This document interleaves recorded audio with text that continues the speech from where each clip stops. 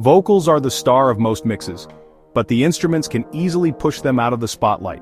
Today, I'll show you how to mix the band around the vocal so everything feels balanced and clear.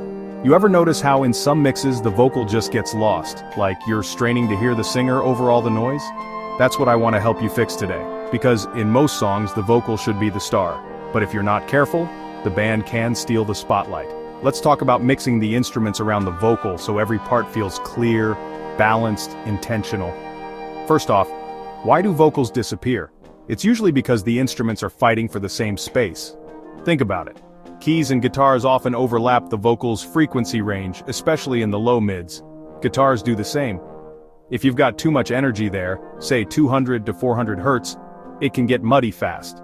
And if everyone on stage is cranking their amps or playing loud, the singer doesn't stand a chance. So, how do you build the mix around the vocal? I always start by setting the vocal at a good level, clear, up front, sitting where I want it in the mix. Make the vocal the reference, get it clear first. Then bring in instruments one at a time so you can hear what each part does to the vocal. Instead of volume wars, look for spots in the EQ to carve out space. For example, if guitars clash, cut a bit around 300 Hz rather than just turning them down. Same with keys. Carve the low mids so the vocal breathes. And pan where possible. Keep the center open for the vocal to shine. Some EQ moves that really work. Try cutting 200 to 400 Hz on guitars and keyboards to reduce that muddy overlap. If cymbals are washing over everything, pull back a bit above 8 kHz. Even roll off around 10 kHz if needed to stop the wash. And here's a big one. Avoid boosting anything in the 3 to 5 kHz range. That's vocal clarity territory. Boosting instruments there buries the singer. If you boost guitars in that band, you'll bury the singer. If you boost keys there, same problem.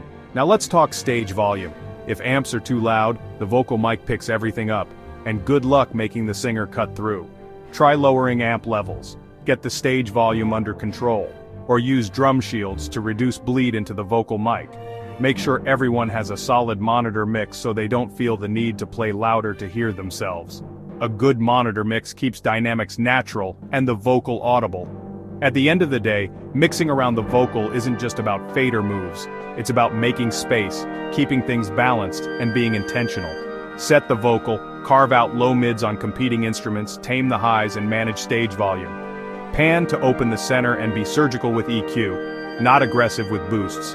Do this and your mix and your audience will thank you for it. Mixing around the vocal is about space, balance, and intention. Not just fader moves. Try these moves on your next session. Thanks for watching.